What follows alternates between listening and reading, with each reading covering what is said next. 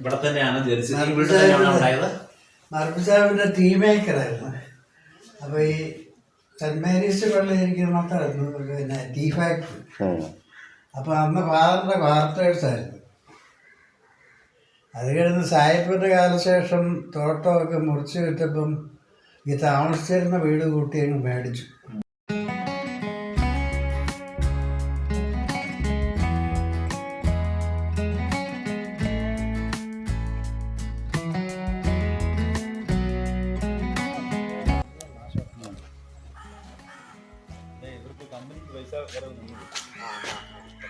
ഈ അഡ്ജസ്റ്റ്മെന്റും അതിലെടുത്ത് ഇതിലെടുത്ത് ഈ പെട്രോളിന്റെ ഇപ്പൊ ഈ യുദ്ധം വന്നില്ലേ, ഇത് കണ്ടില്ലേ? ഇപ്പം ഒരിടത്തും കിടന്ന് യുദ്ധം ചെയ്യുന്നതിന് കഞ്ഞി നമ്മുടെ മുട്ടുക.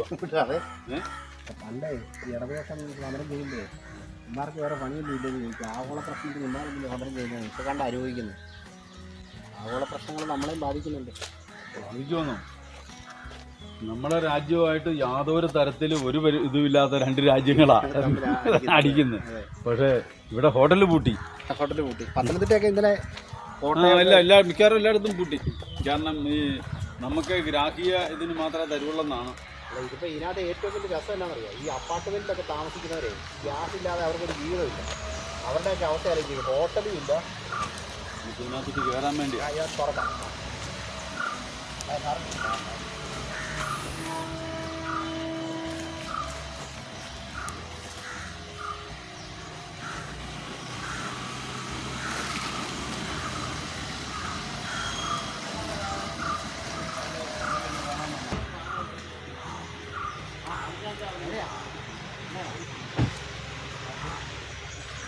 മോർണിംഗ്. പ്രിയമുള്ളവരെ, എല്ലാവർക്കും നമസ്കാരം. ഞാനിപ്പോൾ നിൽക്കുന്നത് ഇവിടെ പുത്തേട്ട് മംഗളപടം PT കുര്യൻ്റെ വസതിയുടെ മുന്നിലാണ്. നമ്മുടെ വളയാളം സ്കൂളിലെ സാർമാർ ഇന്ന് ഇവിടെ വന്നിട്ടുണ്ട്. എന്തിനാണെന്ന് നോക്കിയാലോ. ഈ PT കുര്യൻ എന്നൊക്കെ പറയുമ്പോഴത്തേക്ക് പലർക്കും അറിയത്തില്ലായിരിക്കും. പക്ഷേ ഇവിടെ എല്ലാവരും NDR-കാരെ അറിയപ്പെടുന്നത് നമ്മുടെ പോപ്പര ജോയിച്ചേട്ടൻ എന്നൊക്കെ പറഞ്ഞാണ്. അങ്ങനെ പറഞ്ഞാൽ എല്ലാവർക്കും അറിയത്തുള്ളൂ.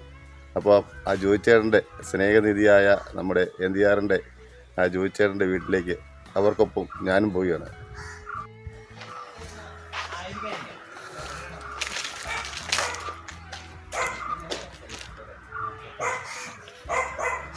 ഈ ജോയിച്ചായൻ്റെ കൈവശം സത്യത്തിൽ NDR-ൻ്റെ ചരിത്രം അത് 1-2 NDR-ൻ്റെ എല്ലാ മേഖലയിലുള്ള ചരിത്രമുണ്ട്. അതിൻ്റെ ഇവിടെ മർഫി സാഹിബ് ഇവിടെ വന്നതും ഇവിടുത്തെ ജീവിത രീതികളും, നമ്മുടെ NDR സെൻറ്റ് മേരീസ് ചർച്ച്, അതുപോലെ നമ്മുടെ ക്രിസ്തുരാജ് ചർച്ച് എന്നറിയപ്പെടുന്ന സെൻറ്റ് ജോസഫ് ചർച്ച്, അതുപോലെ തന്നെ നമ്മുടെ പൊളയാട് സ്കൂള്, മർഫി സ്കൂള്, അവിടുത്തെ മഠം, ആശുപത്രി, ഇങ്ങനെയുള്ള കാര്യങ്ങളെക്കുറിച്ചൊക്കെ ഇപ്പോൾ ആധികാരികമായിട്ടും അറിയാവുന്നതും അതിൻ്റെ ചരിത്രങ്ങൾ കൂടുതൽ അറിയാവുന്ന ഒരാളെന്ന് പറഞ്ഞാൽ നമ്മുടെ ഈ PT കുര്യൻ ജോയിച്ചായനാണ്.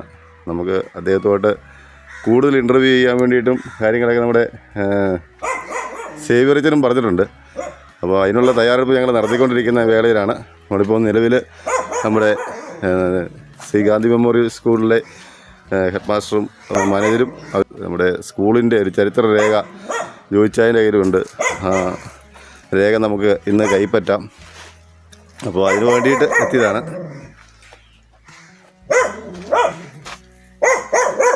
നമ്മൾ വന്നതിന് ഉള്ള അറിയിപ്പ്.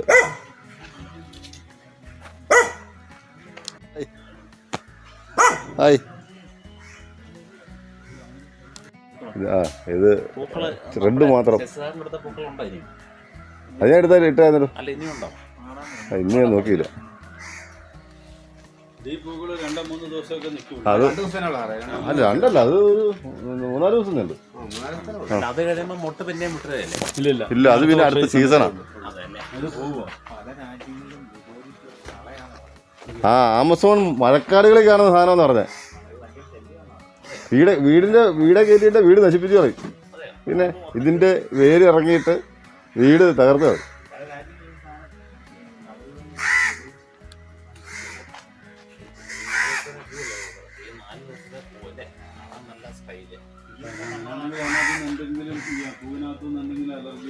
അല്ലല്ല, ഇത് സന്ധിവാദത്തിനും അങ്ങനെയുള്ള കാര്യങ്ങൾക്ക് അത് ഇവിടെ ഉള്ളവർക്ക് അറിയത്തില്ല, അതിൻ്റെ ഉപയോഗിക്കുന്ന രീതി അറിയത്തില്ല. പക്ഷേ നമ്മളിപ്പോൾ ഗൂഗിളിൽ ഇതിൻ്റെ പേര് ക്യാറ്റ്സ് ക്ലോ എന്ന് അടിച്ച് കഴിയുമ്പോൾ സന്ധിവാദം ഉൾപ്പെടെ, അതുപോലെ അൾസർ അസിഡിറ്റി അങ്ങനെ പല അസുഖങ്ങൾക്കുള്ള ഒരു സാധനമായിട്ടാണ്.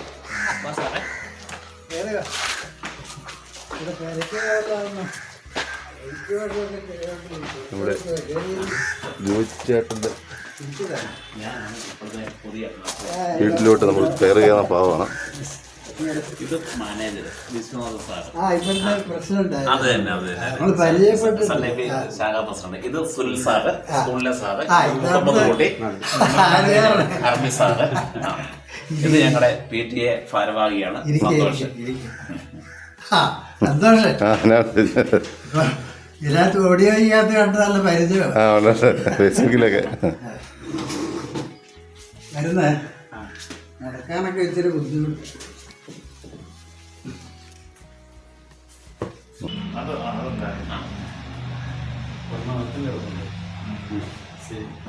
ചരിത്ര രേഖകൾ ഉറങ്ങുന്ന മുറിയാണിത്. ഏറ്റവും കൂടുതൽ സൂക്ഷിപ്പ് ഉള്ള മുറിയാണെന്നിത്. ഇവിടെയാണ് നമ്മള് താമസം. പിന്നീട് ഒരു ദിവസം നമുക്ക് കൂടുതലായിട്ട് എടുക്കാം. കാരണം ഇതിപ്പോ സാറുമാർക്കാണ് സ്കൂളില്. അപ്പൊ എന്റെ ഈ വീടിന്റെ പ്രത്യേകത എന്ന് പറയുന്നത്, ഞാൻ ജനിച്ചു വളർന്ന വീട്. ജനിച്ച വീട്ടിൽ എപ്പോഴും താമസം. എന്റെ ഫാദർ ഇവിടെ തന്നെയാണ് മർബിസാബിന്റെ ടീ മേക്കറായിരുന്നു. അപ്പൊ ഈ സെന്റ് മേരീസ് പള്ളിയിരിക്കുന്നിടത്തായിരുന്നു പിന്നെ ടീ ഫാക്ടറി. അപ്പൊ അന്ന് ഫാദറിന്റെ ക്വാർട്ടേഴ്സ് ആയിരുന്നു. അത് കഴിഞ്ഞ് സാഹിബിന്റെ കാലശേഷം തോട്ടമൊക്കെ മുറിച്ച് വിറ്റപ്പം ഈ താമസിച്ചിരുന്ന വീട് കൂട്ടി അങ്ങ് മേടിച്ചു. അതുകൊണ്ട് ജനിച്ച വീട്ടില ഞാനിപ്പോഴും ആഗ്രഹരാൾ ഞാനേ ഉള്ളു ഇവിടെ. എനിക്ക് 91. നമ്മുടെ സ്കൂളിന്റെ രേഖ എന്ന് പറയുമ്പോഴത്തേക്ക് സ്കൂളിന്റെ രേഖ അപ്പൊ നമ്മള് ഇത് ഞാൻ പറഞ്ഞ രേഖ യാദൃച്ഛയായിട്ട് എന്നെ കിട്ടുക. അപ്പോൾ അതിൻ്റെ സ്റ്റാർട്ടിങ് പീരീഡിലുള്ള പിന്നെ അന്നത്തെ നീലകണ്ഠപിള്ള സാറ് തോട്ടത്തിൽ നിന്ന് പിരിഞ്ഞു പോകുന്ന അവസരത്തിൽ അന്ന് സ്കൂള് സ്റ്റാർട്ട് ചെയ്ത സമയം പോയ സമയത്ത് അന്നുണ്ടായിരുന്ന സർവേ അക്കൗണ്ടുകളും കൂടി അച്ചടിച്ച് അങ്ങനെ പബ്ലിഷ് ചെയ്തു. അപ്പൊ ഇതൊരു നല്ല ബേസിക്കൽ പിന്നെ ഹിസ്റ്ററിയാണ്. അത് കാരണം അത് നശിക്കാതെ സ്കൂളിൽ തന്നെ ഏൽപ്പിക്കണമെന്ന് എനിക്ക് തോന്നി. അതുകൊണ്ട് സാറിന് അല്ല വേറെ വല്ലവരും വിവരമില്ലാത്തവരാണ് ഇത് നശിപ്പിച്ചത്. അല്ല, ഞങ്ങൾ ഈ സാധനം ഉദ്ദേശിക്കുന്നത് ലാമിനേറ്റ് ചെയ്തു. അതിന്റെ ആ പേജുകളൊക്കെ ലാമിനേറ്റ് ചെയ്യാൻ പറ്റുവാണെങ്കിൽ ലാമിനേറ്റ് ചെയ്തോളൂ. ഇത് ഞങ്ങൾക്ക് തരിക.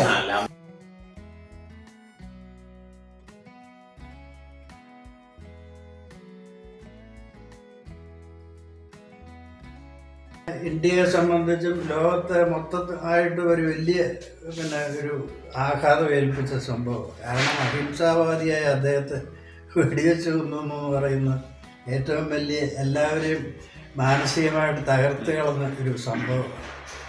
അപ്പം മഹാത്മാഗാന്ധിയെ വെടിയേറ്റ് മരിച്ചതിന് ശേഷം അന്നത്തെ കാലത്ത് ഇന്നത്തെ പോലെ വാർത്താവിനിമയ സൗകര്യങ്ങൾ കുറവാണ്. അന്ന് പത്രങ്ങൾ അധികമില്ല. കോട്ടയത്ത് ഇങ്ങനെ ദീപിക, മനോരമ എന്നൊക്കെ പറഞ്ഞാൽ അന്ന് കോട്ടയത്ത് മാത്രം 4-5 പത്രങ്ങളാണ് എൻ്റെ ഓർമ്മയുടെ കാലത്ത്. ദേശബന്ധു, മലയാള മനോരമ പിന്നെ നിരോധിച്ചതിന് ശേഷം പിന്നെ സ്വാതന്ത്ര്യം കിട്ടിയ ശേഷം രണ്ടാമത് തുടങ്ങുന്നു. പൗരപ്പിരവ, പൗരധ്വനി, കേരളഭൂഷണം എന്നൊക്കെ പറഞ്ഞ 4-5 പത്രങ്ങളൊന്ന് പിന്നെ കോട്ടയം കേന്ദ്രമായി പ്രസിദ്ധീകരിക്കുന്നുണ്ട്. പക്ഷെ ആ പത്രങ്ങളൊക്കെ നമുക്ക് വീടുകളിലെത്തുന്ന 2-3 ദിവസം കഴിഞ്ഞിട്ടാണ്. അങ്ങനെയുള്ള വാർത്താവിനിമയമേ അന്നുള്ളൂ. റേഡിയോ ഒക്കെ എന്ന് പറഞ്ഞാൽ എനിക്ക് തോന്നുന്നു കോട്ടയം ജില്ലയിലൊന്ന് മർപ്പിസാഹിബിന് റേഡിയോ ഉള്ളൂ, വേറെ മാർഗങ്ങളൊന്നുമില്ല. അപ്പം അങ്ങനെയുള്ള വാർത്താവിനിമയ പരിമിതികളുണ്ട്. അപ്പം മഹാത്മാവിൻ്റെ വെടിയേറ്റ് മരിച്ചൊക്കെ ഏൻ്റെയാറ്റിൽ അറിയുന്നത് തന്നെ മർപ്പിസാഹിബിൻ്റെ റേഡിയോ ഉള്ളതുകൊണ്ടാണ്. അന്ന് ഈ BBC എന്നുള്ള ഇത് ന്യൂസുകൾ മർഫി സാഹിബ് ഉച്ചത്തിൽ വെക്കും, ഇവിടെ വരെ കേൾക്കായിരുന്നു. അങ്ങനെ മഹാത്മാഗാന്ധിയുടെ വെടിയേറ്റ് മരിച്ച സംഭവമൊക്കെ ഏറെക്കുറെ അന്ന് തന്നെയൊക്കെ ഏൻ്റെയാറ്റിലൊക്കെ ആയിരുന്നു. അതായത് മറ്റു പ്രദേശങ്ങളിലൊന്നും അറിഞ്ഞിട്ടില്ല. അപ്പോൾ ആ ഒരു സംഭവത്തിന് ശേഷം ഈ ഒളയനാട് തോട്ടം സൂപ്രണ്ടായിരുന്ന MN നീലകണ്ഠപിള്ള അദ്ദേഹം ഒരു അനുശോചന യോഗം അത് സ്പോട്ട് ഏതാണെന്ന് ചോദിച്ചാൽ ഇപ്പോൾ കപ്പിയാങ്ക വക്കച്ച താമസിക്കുന്നു, അല്ല കപ്പിയാങ്ക കുട്ടിച്ചൻ താമസിക്കുന്ന വീട് അവരുടെ ഓഫീസും ഗോഡൗണും ആയിരുന്നു എസ്റ്റേറ്റുകാരുടെ. ആ മുറ്റത്ത് വെച്ചാണ് ആദ്യം ഈ അനുശോചന യോഗം കൂടുന്നത്. മഹാത്മാഗാന്ധിയുടെ വെടിയേറ്റ് മരിച്ചത്. ആ അനുശോചന യോഗത്തിൽ ഇങ്ങനെ വലിയ സ്പേസ് ഒന്നുമില്ല, മുറ്റം പോലെയുള്ള സ്ഥലമേ ഉള്ളൂ. ഈ പരിസരത്തുള്ള പ്രധാന ആൾക്കാരൊക്കെ അവിടെ കൂടി, പിന്നെ ഈ എസ്റ്റേറ്റ് സ്റ്റാഫുകൾ, അതുപോലെ ഈ കൊടുങ്ങ പിന്നെ ഏളങ്കാട് ഭാഗത്തുള്ള കങ്കാണിമാരും കർഷകരും, അങ്ങനെ എല്ലാം കൂടെ ഒരു കൂടിയ ഒരു 50-60 പേര് മാത്രമുള്ള ഒരു യോഗം അവിടെ കൂടി. അപ്പോൾ ഒരു 12 വയസ്സ് മാത്രം ഉണ്ടായിരുന്ന ആനൂര് ടൗസർ കേട്ട് അവിടെ പോയി കൂടി എനിക്ക് ഓർമ്മയുണ്ട്. അപ്പം അന്ന് ആ യോഗം കഴിഞ്ഞ ശേഷം പിന്നെ ഈ നീലകണ്ഠപിള്ള ഒരു അഭിപ്രായം പറയും, നമുക്കിവിടെ പഠന സൗകര്യങ്ങൾ കുട്ടികൾക്ക് വളരെ കുറവാണ്, അതിനുള്ള പ്രാഥമിക പഠന സൗകര്യങ്ങൾ ഇല്ലാത്തതുകൊണ്ട് നമുക്ക് മഹാത്മാഗാന്ധിയുടെ സ്മരണയ്ക്കായിട്ട് ഒരു സ്കൂള് തുടങ്ങണം എന്നും പറഞ്ഞ് ആ പൊതുയോഗമാണല്ലോ, ആ പൊതുയോഗത്തിൽ വെച്ച് അങ്ങനെ ഒരു സ്കൂൾ തുടങ്ങാനുള്ള തീരുമാനമെടുത്തു. അതിൻ്റെ മുഖ്യ പ്രവർത്തകൻ എന്ന് പറയുന്ന സത്യത്തിൽ ഈ നീലകണ്ഠപിള്ള തന്നെയാണ്. അങ്ങനെ തീരുമാനമെടുത്തു. അതിനുശേഷം പിന്നെ ഈ സ്കൂള് പെട്ടെന്ന് തുടങ്ങണമെങ്കിൽ അതിനുള്ള ഒരു സ്ഥല സൗകര്യം ഇല്ലാഞ്ഞിട്ട് ഈ ഒളയനാട് എസ്റ്റേറ്റിൻ്റെ വക ഒരു കന്നുകാലി ഷെഡ്, ഇപ്പോൾ പിന്നെ കുട്ടിച്ചൻ്റെ അങ്ങോട്ട് കയറുന്ന ഒരു ഇങ്ങനെ കയറുന്ന ഭാഗമുണ്ടല്ലോ, അവിടെ ഒരു കന്നുകാലി ഷെഡുണ്ടായിരുന്നു. അപ്പോൾ അന്ന് പശുവളത്തൊക്കെ എസ്റ്റേറ്റുകാരെ നിർത്തി ആ ഷെഡ് വെറുതെ കിടക്കുകയായിരുന്നു. ആ ഷെഡിനകത്താണ് ആദ്യമായിട്ട് ഈ ഒളയനാട് സ്കൂളിൻ്റെ ക്ലാസ്സുകൾ തുടങ്ങുന്നത്. അപ്പോൾ ഞാനൊന്ന് പ്രൈമറി സ്റ്റേജൊക്കെ കഴിഞ്ഞില്ല, ഞാനങ്ങ് ഫസ്റ്റ് ഫോം സെക്കൻഡ് ഫോം എന്നൊക്കെ പറയുന്ന സ്റ്റേജിലേക്ക് വന്നു. അപ്പോൾ എന്നെ അവിടെ ചേർക്കണം. പിന്നെ എൻ്റെ ഇളയ സഹോദരിമാർ 3 പേരും അവിടെയാണ് പഠിച്ചത്. സ്റ്റാർട്ടിങ് അവിടെയായിരുന്നു. അങ്ങനെയാണ് ആ സ്കൂളിൻ്റെ ആരംഭം. അപ്പം സ്കൂളിനൊരു സൗകര്യത്തിനൊരു സ്ഥലം അന്വേഷിച്ച് നടന്നിട്ട് ഈ ഒളയനാട് സ്റ്റേറ്റിൽ അതിന് പറ്റിയ സ്ഥലമില്ല. അപ്പോൾ അന്ന് മർപ്പി സാഹിബ് വളരെ മഹാമനസ്കനായിരുന്നതുകൊണ്ട് എല്ലാവരും കൂടെ അന്ന് നമുക്ക് മർപ്പി സാഹിബിനെ സമീപിച്ചാൽ ഏന്താറ്റിൽ കുറച്ച് സ്ഥലം തരികയാണെങ്കിൽ നമുക്ക് സൗകര്യമാണല്ലോ എന്നും പറഞ്ഞ് സംഘാടകർ ഇവിടുത്തെ സ്റ്റാഫും പിന്നെ ഈ നീലാണ്ടപിള്ളയുടെ നേതൃത്വത്തിൽ മർപ്പി സാഹിബിനെ പോയി സന്ദർശിച്ചു. അപ്പം മർപ്പി സാഹിബ് ഇങ്ങനെ കുട്ടികൾക്ക് വിദ്യാഭ്യാസം കൊടുക്കുന്ന കാര്യത്തിൽ വളരെ താല്പര്യമുള്ള ആളായിരുന്നു. അപ്പം അതിൻ്റെ ഒരു അടിസ്ഥാനം എന്താണെന്ന് ചോദിച്ചാൽ ഈ NDR എസ്റ്റേറ്റിൽ അന്ന് ഏതാണ്ട് 95% തമിഴ് തൊഴിലാളികളായിരുന്നു. അപ്പോൾ ഈ തമിഴ് തൊഴിലാളികൾക്ക് വേണ്ടി ഒരു സ്കൂള് മർപ്പി സാഹിബ്, അത് പ്രൈവറ്റാണ്, അത് അംഗീകൃത സ്കൂളെന്ന് പറഞ്ഞു. അപ്പം എസ്റ്റേറ്റിൻ്റെ വഴിയായിട്ട് തമിഴ് തൊഴിലാളികൾക്ക് വേണ്ടി ഒരു സ്കൂൾ ഇപ്പം ലത്തീംപള്ളി ഇരിക്കുന്നില്ലേ, ആ കോമ്പൗണ്ടിൽ ആ സ്കൂളായിരുന്നു തമിഴ് തൊഴിലാളികൾ. അപ്പം 95% തമിഴ് തൊഴിലാളികളായതുകൊണ്ട് ആ സ്കൂളിൽ കൂടുതൽ കുട്ടികളുണ്ട്. അപ്പം അവിടെ 2 അധ്യാപകർ. അങ്ങനെ ആ സ്കൂള് പിന്നെ സാഹിബ് നടത്തുന്നുണ്ട്.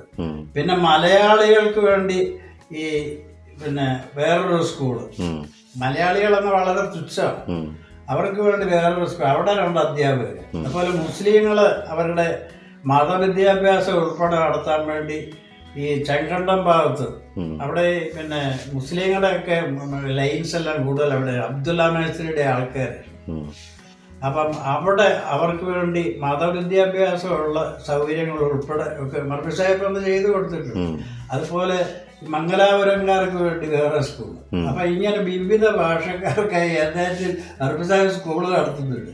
സ്കൂളിൽ പോയ കുട്ടികൾക്ക് മുട്ടയും പാലും കൊടുക്കുന്നുണ്ട്. മർപ്പി സാഹിബ് കൊടുക്കുന്നത് പ്രത്യേക റേഷൻ കൊടുക്കുന്നു കുട്ടികൾ സ്കൂളിൽ പോകുന്നത്. അതങ്ങനെ ഈ നമ്മൾ പശുവിനെ പിന്നെ വളർത്താൻ മേടിച്ചിട്ടാൽ മതി, അപ്പം കൂട് ഉൾപ്പെടെ തോട്ടത്തിൽ നിന്ന് വെച്ച് തരും. എന്നിട്ട് തോട്ടത്തിലെ ജോലിക്കാരൻ വന്ന് അഴിച്ചുകൊണ്ട് പോയാണ് നമ്മുടെ പശുവിനെ തീറ്റി വന്ന് കറവയൊക്കെ എടുത്ത് എല്ലാം തോട്ടത്തിലെ ജോലിക്കാർ നമുക്ക് ഫ്രീ ആയിട്ട് ചെയ്തു തരിക. എന്നിട്ട് ആ പാല് മർപ്പി സാഹിബ് വില കൊടുത്ത് മേടിച്ചിട്ടാണ് ഈ സ്കൂളിലെ കുട്ടികൾക്ക് കൊടുക്കുന്നത്. അങ്ങനെ എല്ലാ സൗകര്യമുള്ളൊരു തോട്ടം, എത്രയൊക്കെ സൗകര്യങ്ങൾ ഉണ്ടായിരുന്ന ഒരു അവസരത്തിലാണ് ഈ നമ്മുടെ പിന്നെ ഒരു അംഗീകൃത സ്കൂളിന് വേണ്ടി പരിശ്രമിക്കുന്നത്. അപ്പോൾ അതിന് സാക്ഷനായി ഒക്കെ പിന്നെ ഈ ഷെഡിൽ തുടങ്ങിയെന്ന് പറഞ്ഞു. അപ്പോൾ ഒരു പെർമനന്റ് സൗകര്യം കിട്ടുന്നതിന് വേണ്ടി നടന്നിട്ട് പിന്നെ എസ് കൃഷ്ണയ്യർ, അതായത് ഒളയനാടിൻ്റെ ഓണർ സ്വാമി, അതിനകത്ത് വലിയ സഹകരണമൊന്നുമില്ല. അങ്ങനെയൊക്കെ വലിയ താല്പര്യമില്ല. തന്നെ അതിൽ ഒളയനാട് നല്ലൊരു നിരപ്പായ സ്ഥലം കിട്ടാൻ വിഷമം. അങ്ങനെ വന്നപ്പോൾ മർഫി സാഹിബിനെ സമീപിച്ചാൽ പുള്ളി സഹായിക്കുമെന്ന് എല്ലാവർക്കും ഉണ്ട്. പുള്ളി അങ്ങനെ ഒരു മനസ്സിലാക്കാറുണ്ട്. അപ്പം ഇവിടുത്തെ സ്റ്റാഫും ഇവരെല്ലാം കൂടെ മർഫി സാഹിബിനെ പോയി കണ്ടു. ഞങ്ങളിങ്ങനെ മഹാത്മാഗാന്ധിയുടെ ഓർമ്മയ്ക്കായിട്ടൊരു സ്കൂള് തുടങ്ങിയിട്ടുണ്ട്. അതിനൊരു സ്ഥല സൗകര്യം ദയവ് ചെയ്ത് മർഫി സാഹിബ് ഞങ്ങൾക്ക് ഒരു സ്ഥലം വിട്ടു തരണം എന്ന് പറഞ്ഞു. ഇതെല്ലാം കേട്ടത് മർഫി സാഹിബ് പറഞ്ഞു, നിങ്ങളെന്തിനാ ഇത്ര കഷ്ടപ്പെടുന്നത്? സ്കൂളിങ്ങോട്ട് വിട്ടു തന്നവരെ ഞാൻ നടത്തിക്കോളാം.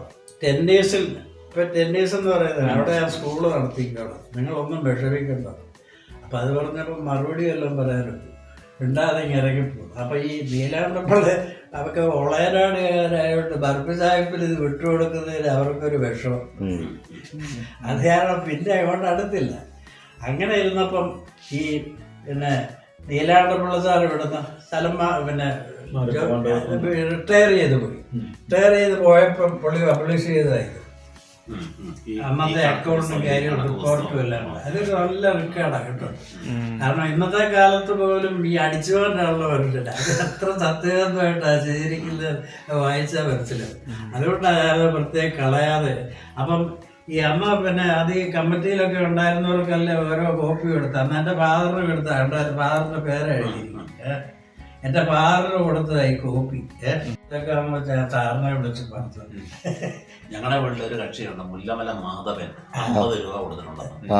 അന്നത്തെ 50 രൂപ ചെയ്യുന്ന ഒരു മാധവൻ 50 സാറതാ തപ്പിയാ കേട്ടോ. സാറ് ആദ്യം കൈ കിട്ടിയപ്പോ തൊട്ട് മുല്ലമലക്കാർ വില കൊടുത്തിട്ടുള്ളൂ. പഴയ ആൾക്കാരെ മറന്നു പോയത്. വെല്ലിച്ചന്റെ ചേട്ടനാണ്. അത് ഏത് വർഷത്തെ സാറേ? ഇത് 50-ലാണ് ഇത് പബ്ലിഷ് ആണോ? 2 വർഷം കഴിഞ്ഞപ്പോ അല്ലേ? 50-ന് മുമ്പാണ് ഈ പൈസ കൊടുത്തേക്കുന്നത്.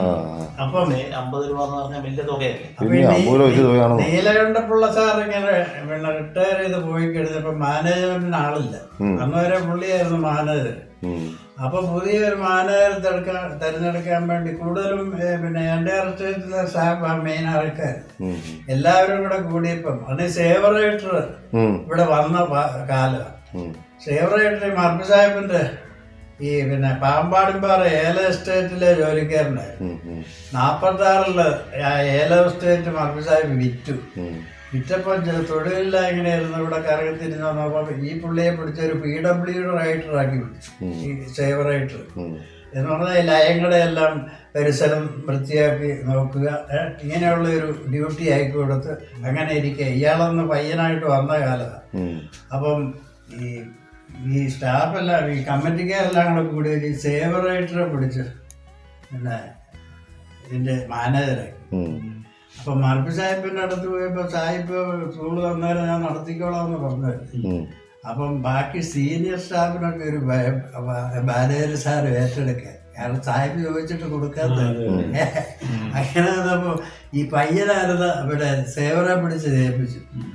ഏതായാലും ഇതെങ്ങനെയോ സാഹിബ് പറഞ്ഞു പുള്ളിക്ക് വൈരാഗ്യ ബുദ്ധിയൊന്നും. സാഹിബ് പറഞ്ഞു പറഞ്ഞു അപ്പോഴേ എന്റെ ജോലികളോ എന്നെ തീർക്കാൻ നിനക്ക് നേരം വളരെ കുറവാണ്. പിന്നെ നീ ഇപ്പൊ സ്കൂളിന്റെ മാനേജറാകുമ്പോ ഒരു കാര്യം നീ അത് നടത്തിക്കും. അതുകൊണ്ട് നീ മാനേജറായിട്ട് പോയിക്കോളാൻ പറഞ്ഞു. എന്തായാലും പോയി പുള്ളി റിസൈൻ ചെയ്തു. അപ്പൊ മാനേജർഷിപ്പിൽ നിന്ന് പുള്ളി ഒഴിച്ചു. അതെ, സാഹിബിന്റെ കമ്മിറ്റി കേട്ടപ്പോഴേ അന്നേരത്തേനും പിന്നെ ബാക്കി സ്റ്റാഫാരും ഒട്ടും അടുക്കത്തില്ല. അങ്ങനെ ഇരുന്നപ്പോ ഈ മുക്കളംകാരനൊരു പിന്നെ കപ്പ്യാർ കുഞ്ഞാട്ടൻ എന്ന് പറഞ്ഞ ഒരാളുണ്ടായിരുന്നു. ആ കപ്പ്യാർ വാതല്ലൂര് കേട്ടോ. അപ്പൊ ഇവരെല്ലാം കൂടെ നോക്കിയിട്ട് എൻ്റെ എല്ലാവർക്കും പേടിയാ സാഹിബ് വല്ല വിചാരിച്ചാലോ എന്ന്. പക്ഷെ സാഹിബ് ആ വണ്ടാലിക്കാരനല്ല. എന്നാൽ പോലും ഈ പറഞ്ഞ വാതല്ലൂര് പിന്നെ കപ്പ്യാർ കുഞ്ഞാട്ടനെ പിടിച്ച് പിന്നെ ഇതിന്റെ പ്രസിഡന്റ് മാനേജരാക്കി. അങ്ങനെ ഇരുന്നപ്പം വേറൊരു ഗ്രഹപ്പെട് അവിടെ ഇരുന്ന കത്തനാർക്ക് അവിടെ സ്കൂൾ തുടങ്ങും മുക്കുളം പണ്ടേൽ. ഉടനെ അച്ഛൻ വിളിച്ച ഇയാളെ ഇവിടെ സ്കൂൾ വേണമെങ്കിൽ താറുടനെ ഉള്ളവരാട് അയാളെ വരട്ടെ അയാളും രാജിവെച്ചു. ഓ ശരി ശരി. ആർക്കും അടിക്കാൻ ഭയം. ഇതൊക്കെയാണേലും പിന്നെ സാഹിബ് ഇടയ്ക്കിടയ്ക്ക് കാശ് കൊടുത്തോണ്ട് അതിനകത്തുണ്ട് കേട്ടോ. സാഹിബ് കാശ് കൊടുക്കുമായിരുന്നു. 1000 രൂപ അടുത്ത് കൊടുത്തു. അന്ന് സാഹിബ് കൊടുക്കുന്ന കാശാ ശമ്പളം. അന്ന് ഇന്നത്തെ ഗവൺമെന്റ് പിന്നെ സാലറി അല്ലല്ലോ.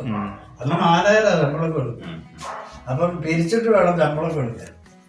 അപ്പം മർഫി സാഹിബിന്റെ തുക ഏറ്റവും കൂടുതൽ ശമ്പളത്തിന് വേണ്ടി കൊടുത്തിരുന്ന. അങ്ങനെ നടന്നുകൊണ്ടിരുന്നപ്പോൾ ഒരു നിവൃത്തിയില്ലാന്നപ്പോഴാണ് ഈ നാണുറേറ്ററുടെ ഒരു പ്രതാപകാലം.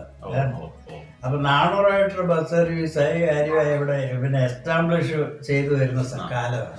ഉടനെ നാണുറേറ്ററെ പോയി നിർബന്ധിച്ചു പുള്ളിയെ പിടിച്ച് വാനേരാക്കി. പിന്നെ ഞാൻ അങ്ങോട്ട് വലുതായിരിക്കാമല്ല, പുള്ളിയുടെ ഒരു സ്വന്തം റെസ്പോൺസിബിലിറ്റി ആയിട്ട് സ്കൂളിൻ്റെ എല്ലാ കാര്യവും പുള്ളിയാണ് ചെയ്തുകൊണ്ടിരുന്നത്. അങ്ങനെയാണ് നാണുറേറ്റർ മാനേജരായിട്ട്. പിന്നീട് അതിൻ്റെ ഗവൺമെൻറ് റെക്കോർഡ്സ് എല്ലാം വന്നപ്പം നാണുറേറ്ററുടെ പേഴ്സണൽ സ്വത്തായിട്ട് റെക്കോർഡ് വന്നു. അങ്ങനെയാണ് നാണുറേറ്റർ. അത് കഴിഞ്ഞ കാലക്രമേണ വന്നാണ് ഇപ്പോൾ SNDPയുടെ കൈ വന്നിരിക്കുന്നത്. ഇതാണ് അതിന്റെ ബാക്ക്ഗ്രൗണ്ട് ഹിസ്റ്ററി. സ്കൂളിൽ ഇരുന്ന സ്ഥലം ആര് വാങ്ങിയതാണ്? സ്കൂൾ ഇപ്പൊ നിലവിൽ ഇരിക്കുന്ന സ്ഥലം ഉണ്ടല്ലോ, ആ സ്ഥലം പറയാം. അപ്പൊ ഈ എങ്ങനെ സ്ഥലം കിട്ടാറുണ്ടപ്പം പിന്നെ ഈ വീണ്ടും പോയി ഈ പിന്നെ S. കൃഷ്ണയ്യരെ നീലാണ്ടപിള്ള സാർ സ്വാധീനിച്ചു. അപ്പൊ എങ്ങനെയും കുറച്ച് സ്ഥലം വരണം. അപ്പൊ ഇങ്ങനെ ബൗണ്ടറിയാണ് അന്ന് ബൗണ്ടറി. അവിടെ ഒരിക്കലും പറ്റാത്ത ഉറവെ ഇങ്ങനെ വെള്ളം ഒലിച്ചു പാറക്കെട്ട ആ സ്ഥലമാണ് സ്കൂളിന് കിട്ടിയത്. മനസ്സിലായോ? ആ ഒട്ടും ഹെൽത്തി അല്ലാത്തൊരു സ്ഥലമാണ്. എപ്പോഴും ഉറവയും വെള്ളവും എപ്പോഴും ഉണ്ടോയെന്ന് എനിക്കറിയത്തില്ല. അപ്പൊ അവിടെ ലെവല് ചെയ്ത് ആണ് ആദ്യത്തെ ബിൽഡിംഗ് ഇവിടെ കിട്ടി. അത് സ്വാമിയുടെ സ്ഥലമാണ്. സ്വാമിയുടെ മനസ്സില്ലാത്ത സംഭാവനയാണ്. അങ്ങനെയാണ് ആദ്യം സ്കൂൾ തുടങ്ങിയത്. സ്വാമി സംഭാവന ചെയ്തതാണല്ലേ? ആ സ്വാമിയുടെ സ്ഥലമാ. പുള്ളി സംഭാവന നല്ല ഒടുക്കമില്ല, എങ്ങനെയാലും കറക്കി കുത്തി മേടിച്ചെടുത്തേ ഉള്ളൂ. അതുകൊണ്ടാണ് പാലക്കെട്ടായി പോയത്. പാലക്കെട്ട പിന്നെ അത് ഒത്തിരി അധ്വാനിച്ച് അത്ര ലെവല് ചെയ്തു. സാറേ ഈ ഒളയനാട് എസ്റ്റേറ്റിന്റെയും എസ്റ്റേറ്റിന്റെയും അതിർത്തിയായി. പിന്നെ ഈ മൈക്കിളൊക്കെ കുറച്ച് എക്സ്റ്റൻഷന് വേണ്ടി ഏണ്ടേറ്റിലുണ്ടായിരുന്ന കുറച്ച് ഭാഗം കൂടെ സ്കൂളിന് വിട്ടുകൊടുത്തിട്ട് അത് നമ്മുടെ ഇങ്ങേക്കര. അത് ഏണ്ടേറ്റിൽ മൈക്കിൾ സാറ് വന്നു കഴിഞ്ഞ് വിട്ടുകൊടുത്തതാണ്. അപ്പൊ എന്തായാലും ഈ സമയത്ത് ചോദിച്ചാൽ ഇത് ഞങ്ങൾക്ക് തന്നുള്ള അതേ സന്തോഷം അറിയിക്കുന്നു. സന്തോഷമല്ല, അതെന്റെ ഒരു ഡ്യൂട്ടി അല്ലേ. കാരണം ഇതൊക്കെ വളരെ വിലയേറിയ റെക്കോർഡുകളാണ്.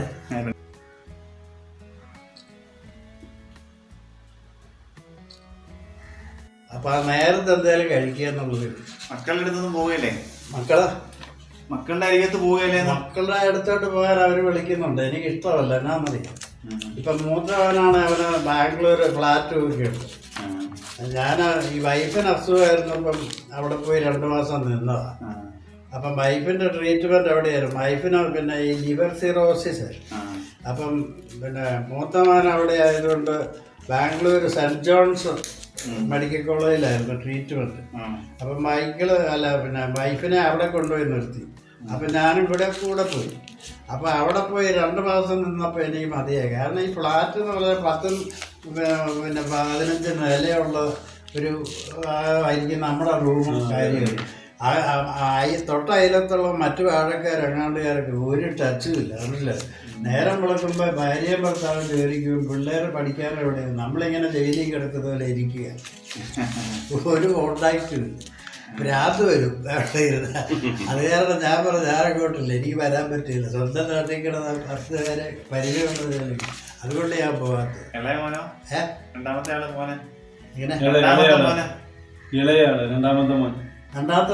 പിന്നെ തിരുവനന്തപുരത്ത്. അവൻ എഞ്ചിനീയറിംഗ് കോളേജിൽ പഠിപ്പിക്കുക. അവന്റെ വൈഫിനും പിന്നെ വേറൊരു രണ്ടും തിരുവനന്തപുരത്ത് ജോലി. അവർക്ക് ജോലി ഇട്ട് ഇങ്ങോട്ട് വരാനും അവിടെ പോയാലും അനുഭവം ഇതാ. ഒരു കണക്ക് നമ്മളെ പിള്ളേരും ഇവിടെ പോകും. മോളങ്ങ് ചാലക്കുടി എപ്പോഴും പുത്തഞ്ചിറ ഇരിങ്ങാലക്കുടിയാണ്. അപ്പം ഇപ്പം മോളേതാ മോനേതാന്ന് 2 മൂത്ത മക്കളുടെ 2 പേരുടെയും മക്കളൊക്കെ പ്രാപ്തിയായി. അവരൊക്കെ ജോലിക്കാരായി. അപ്പം പിന്നെ മൂത്ത മകനും മകളും ഒക്കെ ഇപ്പം വയസ്സന്മാരുടെ ലിസ്റ്റിലോട്ട് പോകും. പിന്നെ ഇളയ മകന് 2 പെൺകുഞ്ഞുങ്ങളാണ്. അത് മൂത്ത +1-ലായതേ ഉള്ളൂ. അപ്പം അവര് തിരുവനന്തപുരമൊക്കെ ആയിട്ട് അപ്പം മൂത്ത കൊച്ചിനെ ഇവിടെ ഈ പിന്നെ കാഞ്ഞിരപ്പള്ളിയെ കൊണ്ട് ആക്കിയിരിക്കുക. ഇവിടുത്തെ ഹോസ്റ്റലിലാണ് +1 പഠിക്കുക. രണ്ടാമത്തെ തിരുവനന്തപുരത്ത് തന്നെ. അപ്പോൾ അവർക്ക് അവരുടേതായ പ്രശ്നങ്ങളുണ്ട്. പിന്നെ നമ്മൾക്കൊരു പരാതിയില്ല. നമ്മളിവിടെ ഒച്ചയായിട്ട് കഴിഞ്ഞു പോകും എന്നുള്ളതേ ഉള്ളൂ. പിന്നെ ഒരു സഡൻ ഡെത്ത് ഉണ്ടാകുക ഇഷ്ടം. അത് നടക്കുമെന്ന് അതാ നല്ലത്. നമ്മളീ കിടന്ന് വിഷമിച്ച് മറ്റുള്ളവരെ കഷ്ടപ്പെടുത്തുന്നതിലും നല്ലത് പെട്ടെന്നൊരു മരണം വന്നാൽ അതാ നല്ലത്. അങ്ങനെ ഞാൻ സന്തുഷ്ടനാണ്, കുഴപ്പമൊന്നുമില്ല. ഈ നാട്ടിലെ ഏറ്റവും കൂടുതൽ ചരിത്രങ്ങൾ അറിയുന്ന ആളാണ്. അതെ, അങ്ങനെ അതൊരു നാച്ചുറലി അങ്ങനെ ആയിപ്പോയത്. അതായത് ഈ റെക്കോർഡുകളൊക്കെ എത്തേണ്ടിടത്ത് എത്തി എന്നുള്ള ഒരു സംതൃപ്തിയോടുകൂടി ഞാൻ ഇത് നിങ്ങൾക്ക് കൈമാറുകയാണ്. ഓക്കെ ചോദിച്ചടാ.